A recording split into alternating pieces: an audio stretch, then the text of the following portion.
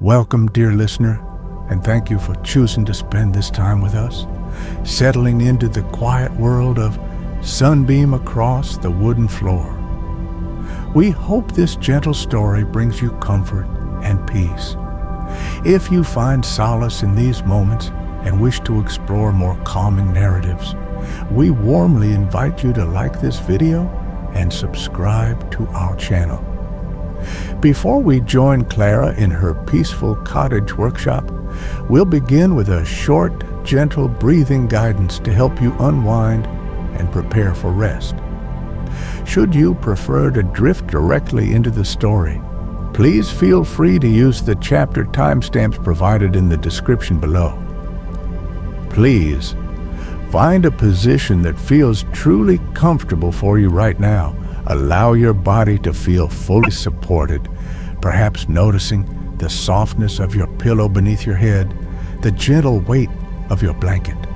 Let your limbs grow heavy, releasing any lingering tension from the day.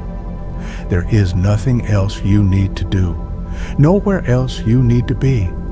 Simply allow yourself this time to rest, to soften, to be present in this quiet space you've created for yourself. Imagine the gentle morning light beginning to touch the edges of Clara's workshop, promising a day of simple peace and quiet observation. Let's take a slow, easy breath together now. Inhale softly through your nose, feeling the air fill your lungs gently without effort. And as you exhale, perhaps through your mouth with a soft sigh, imagine you are releasing the day, letting it drift away like a leaf on Willow Creek.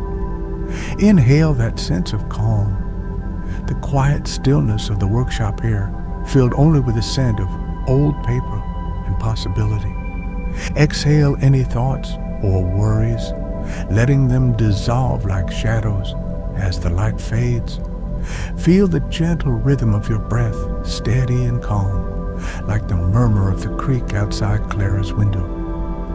With each breath, invite a little more softness into your body. Feel your shoulders gently release, drifting down away from your ears. Allow your jaw to loosen, your forehead to smooth. Notice the gentle warmth beginning to spread through you, perhaps like that patch of sunlight slowly traveling across the aged wooden floorboards, bringing comfort and ease. If thoughts arise, simply acknowledge them without judgment, like noticing the dust motes dancing in the light, and gently guide your attention back to your breath or to the soothing sound of my voice. You're safe, you're comfortable, and you're ready for rest. Let the quiet contentment of Clara's world guide you toward sleep. Chapter 1, Morning Light on Dust Motes. The first hint of dawn wasn't a sound, but a subtle shift in the quality of the darkness within the small cottage workshop. It was a softening, a lessening of the deep indigo that had held the night.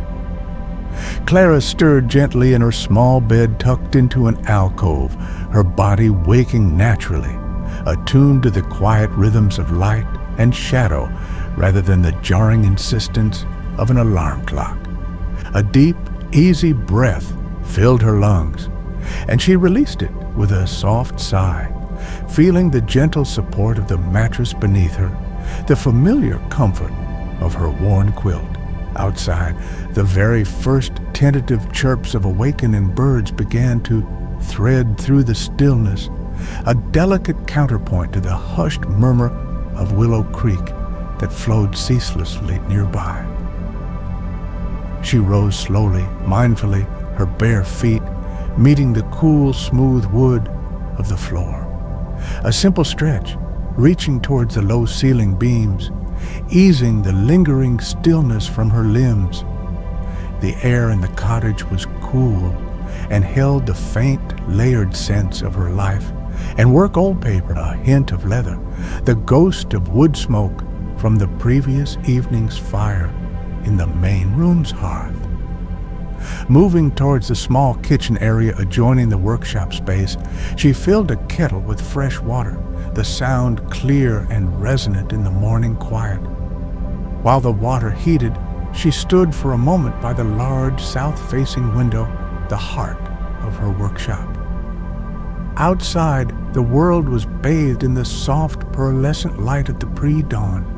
Dew clung like tiny jewels to the blades of grass and the leaves of the climbing rose that framed the window.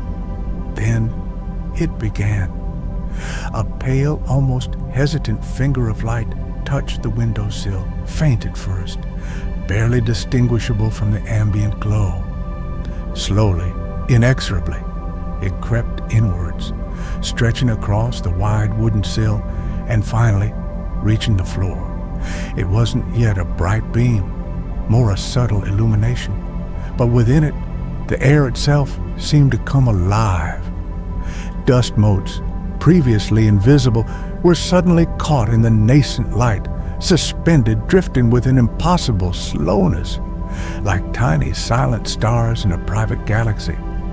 Clara watched them, captivated by their gentle, random dance, a quiet miracle unfolding in the stillness. The kettle began to whisper, then hum, calling her back to her morning ritual. She spooned fragrant, loose-leaf peppermint tea into a small earthenware pot, the dried leaves releasing their clean, sharp scent. Pouring the hot water over them, she watched the steam rise, momentarily catching the strengthening light from the window. While the tea steeped, she sliced a piece of crusty bread baked the day before and spread it with a thin layer of local honey, its sweetness mingling with the minty aroma of the tea.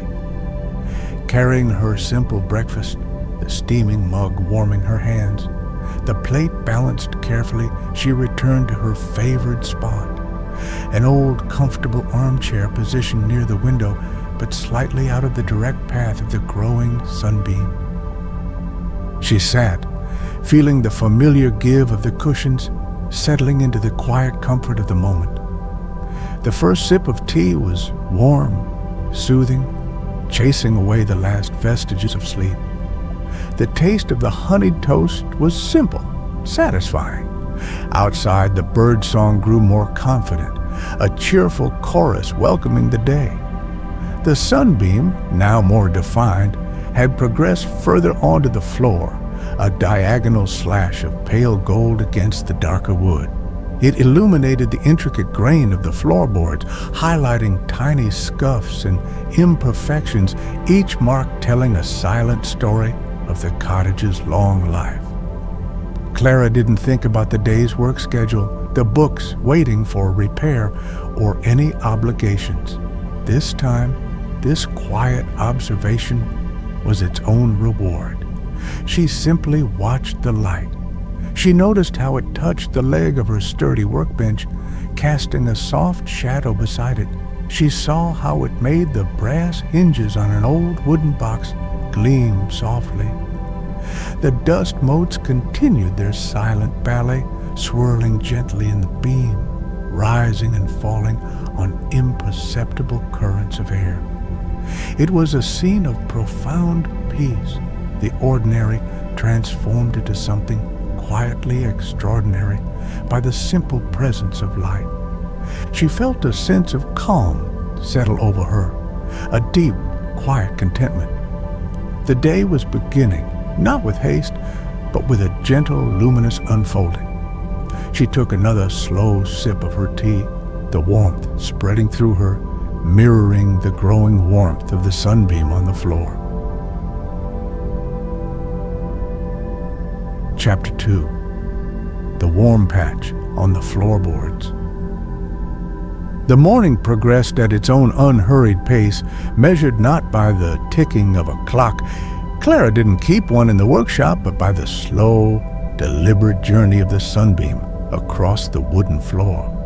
By mid-morning, it had transformed from that initial pale streak into a substantial, clearly defined patch of bright, warm light, situated almost centrally in the open space between her workbench and the bookshelves.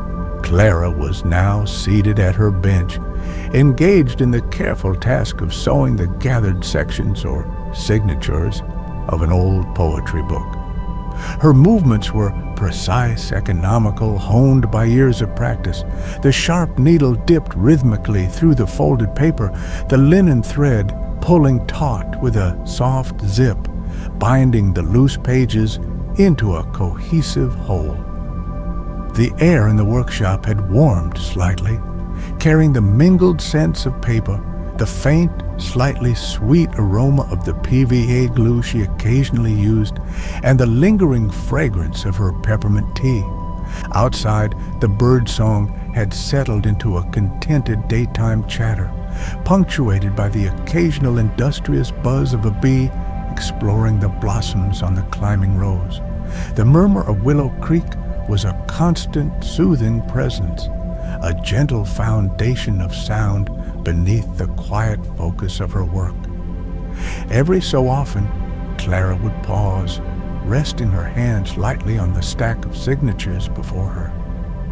During one such pause, her gaze drifted down to the patch of sunlight on the floor.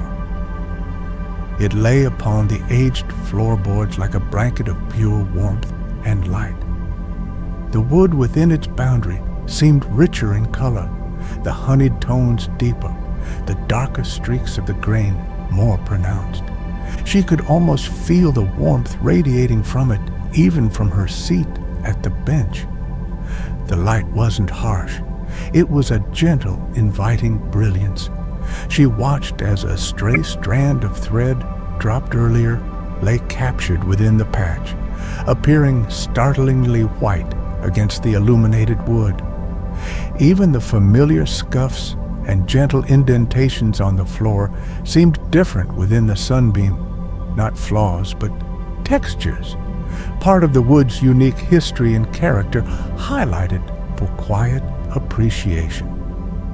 Setting aside her needle and thread, Clara rose from her stool. She walked slowly toward the patch of light, her soft-soled slippers making almost no sound on the floor.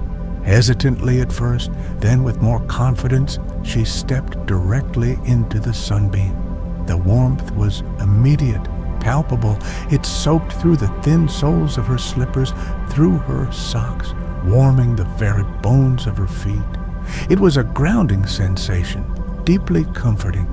She stood there for a long moment, simply feeling the light on her clothes, the gentle heat rising, the solidity of the floor beneath her. She closed her eyes briefly, focusing only on the physical sensation of the warmth, letting it seep into her, easing away any subtle tension she hadn't realized she was holding in her shoulders. Opening her eyes again, she looked down at her feet, standing in the light. She thought, not with any deep philosophical weight, but with a simple, quiet understanding of how many times this floor must have felt this warmth.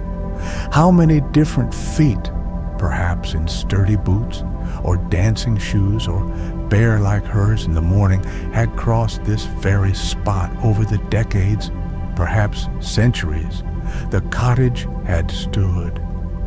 There was a sense of connection in that thought, a link to the continuity of simple everyday life. The sunbeam wasn't just light. It was a connection to the cycles of the day, the seasons, the years. It was a reminder of the enduring presence of the natural world, even here, indoors, within the walls of her quiet sanctuary. She felt a gentle sense of belonging, rooted to this spot, to this moment, by nothing more complicated than a patch of sunlight on an old wooden floor. A soft smile touched her lips. After another quiet minute, feeling refreshed and centered, she stepped out of the warmth and returned peacefully to her work. Chapter 3. Shadows lengthened beside the workbench. The sun, having reached its zenith, now began its slow descent toward the western horizon, its light angling more acutely through the workshop window. The bright, concentrated patch on the floor started to elongate, stretching back towards the window it had entered from, its intensity softening slightly. More noticeably, shadows began to assert their presence, growing longer, cooler, defining the shapes of the room in a new way. The sunbeam, still potent, now shared the space more equally with these lengthening shadows. Clara continued her work at the bench, now carefully applying a thin, even layer of paste to a sheet of marbled end paper, the familiar, slightly starchy scent rising faintly. The legs of her workbench cast long, soft-edged shadows that stretched across the floorboards, reaching towards the bookshelves on the opposite wall. A tall stack of gray board waiting to be cut into covers created a blocky, dark shape beside her, its shadow merging with that of a small cast-iron book press. Even the tools laid out neatly on the bench, the bone folder, the scalpel, the burnisher, cast their own miniature, elongated silhouettes onto the wooden surface. It was a quiet, constantly shifting interplay of light and dark, transforming the familiar landscape of her workspace. Clara found a gentle rhythm in her work, smoothing the pasted end paper onto the inside of a book cover, carefully aligning the edges, then using the flat side of her bone folder to smooth out any air bubbles with long, even strokes. The repetitive motion was calming, meditative. Her focus narrowed to the task at hand, the feel of the smooth paper under the folder, the slight resistance as the paste took hold. Yet, her peripheral awareness remained attuned to the changing light. She noticed how the texture of the deep blue book cloth she was working with seemed richer, deeper in the areas touched by shadow, while the parts catching the direct light seemed to gleam with a soft sheen. The marbling on the end paper, a swirl of blues and golds, appeared more luminous where the sunlight struck it directly. This observation of light and shadow became a quiet counterpoint to her physical actions. It wasn't a distraction, but rather an enhancement, deepening her appreciation for the material she worked with, the subtle ways their appearance shifted and changed. It encouraged a mindful presence and awareness of the nuances of the moment. She paused to select a different tool, her hand hovering over a small, sharp knife. As she reached for it, her own hand cast a fleeting shadow across the workbench, a momentary eclipse before she picked up the tool and the light returned. It was a small thing, easily missed, but she noticed it, acknowledging the simple physics of light and form with quiet interest. The atmosphere in the workshop felt different now than it had in the bright morning hours. The energy was softer, more subdued, encouraging introspection. The lengthening shadows seemed to hold a sense of quietude, a gentle embrace. Clara felt no urge to rush her work. The pace was dictated by the materials, by the careful processes, and by the slow, steady movement of the light. She trimmed a piece of leather, the blade making a soft slicing sound, the scent of the hide rising faintly. She placed the trimmed piece aside, her movements unhurried, deliberate. The sunbeam, though still present, no longer dominated the room. It was part of a more complex, balanced composition of light and shade, each enhancing the other, creating a peaceful, contemplative environment perfectly suited to the quiet concentration of her craft. Chapter 4. Golden Hour. Through the Windowpane. As the afternoon eased towards evening, the quality of the light underwent another beautiful transformation. The sun, now hanging lower in the western sky, cast a warm, golden-hued light that seemed to filter more gently into the workshop. The sharp edges of the main sunbeam softened further, diffusing, bathing the entire space in a rich, honeyed glow. This was the golden hour, a time beloved by painters and poets, and Clara, in her quiet way, felt its magic too. The intensity of the direct beam lessened, but the overall illumination felt warmer, richer, more enveloping.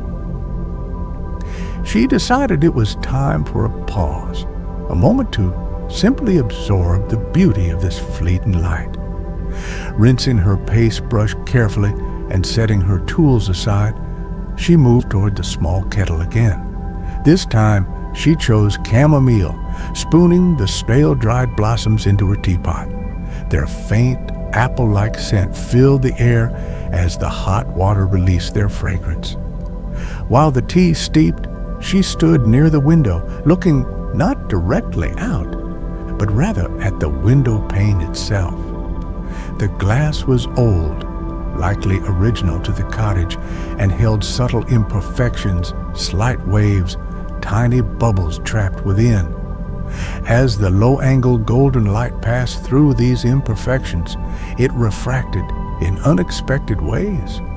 Fleeting, delicate rainbows no bigger than her thumbnail would appear and disappear on the wall opposite the window, or sometimes dance momentarily on the cover of a book lying open on the bench. It wasn't dramatic, just a quiet, subtle play of light and color, a small secret beauty offered by the combination of old glass and late afternoon sun. Carrying her steaming mug of chamomile tea, the steam catching the golden light like a miniature cloud, Clara settled into her comfortable armchair. She positioned it so she could see both the remaining light within the workshop and the view outside. The climbing rose outside the window was bathed in the same warm glow, each petal seeming almost translucent, the green leaves vibrant. The long shadows cast by the trees in the small garden stretched across the grass. The air itself seemed thick with golden light, peaceful and still. She took a slow sip of her tea, the warmth spreading through her chest, the gentle flavor soothing. The warmth of the mug in her hands felt comforting, grounding. She didn't read, she didn't work. She simply sat and watched the way the golden light touched the spines of the books on her shelves, making the gilt lettering gleam softly, watched how it highlighted the texture of the stone windowsill, revealing the tiny fossils embedded within it, watched the last of the direct sunbeam slowly climbing the wall, its journey across the floor now almost complete. There was a profound sense of peace in this quiet observation, a feeling of being perfectly content in the present moment. The sounds from outside were softer now. The creek's murmur seemed gentler. The bird song had quieted to occasional calls. A deep feeling of gratitude welled up gently within her. Gratitude for the simple beauty of the light, for the warmth of the tea, for the quiet sanctuary of her workshop, for the peaceful rhythm of her day. It wasn't an effusive feeling, but a quiet, steady sense of appreciation for the ordinary wonders that surrounded her. She noticed the subtle shift as the golden light began to fade, the colors becoming softer, duskier. The magic moment was passing, but it left behind a residue of peace. She took another slow sip of tea, holding the warmth, savoring the stillness, letting the quiet beauty of the day's end settle deeply within her. Chapter 5. Fading Light and Evening Stillness. The golden hour yielded gracefully to the soft, cool embrace of twilight. The last vestige of the direct sunbeam retreated entirely from the workshop floor, climbing the wall until it vanished near the ceiling beams. The room was now filled with an even shadowless luminescence, a gentle gray-blue light that signaled the true end of the working day. The sharp contrast between light and shadow dissolved, replaced by subtle gradations and a sense of quiet unity. The air felt cooler now, carrying the damp scent of evening dew rising from the grass outside. Clara rose from her chair, placing her empty teacup gently on the workbench. It was time for her end-of-day rituals, the quiet actions that transitioned her from the focus of her craft to the repose of the evening. She began by carefully cleaning her tools, wiping the residual paste from her brushes under a trickle of cool water, drying them gently with a soft cloth.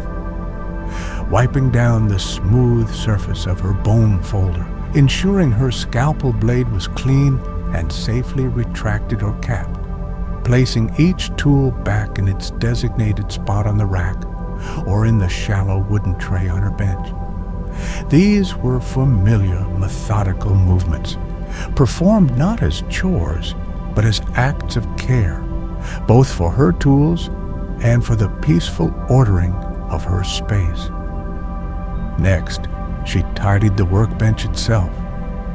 Scraps of paper and thread were gathered and placed in a small bin. Books she had been working on were closed gently, perhaps weighted lightly under a board to ensure flatness. As the glue dried overnight, stacks of paper were straightened, covers aligned.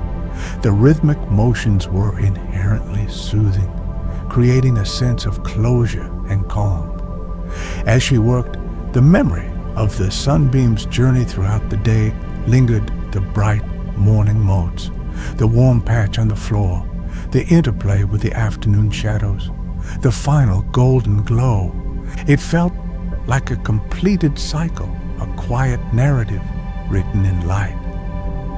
With the workbench clear and orderly, she walked over to the window and drew the simple linen curtains, enclosing the workshop in a cozy intimacy. The sounds from outside became more muted. Now the creaks murmur a soft lullaby, the occasional distant hoot of an owl replacing the daytime birdsong. She lit a single oil lamp placed on a small side table, adjusting the wick until the flame burned with a steady, soft yellow light. It cast warm, gentle shadows that danced subtly on the walls, very different from the sharp, defined shadows of the sun. This light was contained, personal, creating a small haven of warmth against the deepening twilight outside. Finally, Clara sank back into her comfortable armchair, the one she had occupied during the golden hour. She might pick up a book, perhaps the very one she had finished binding earlier, its pages now filled with poetry or quiet prose.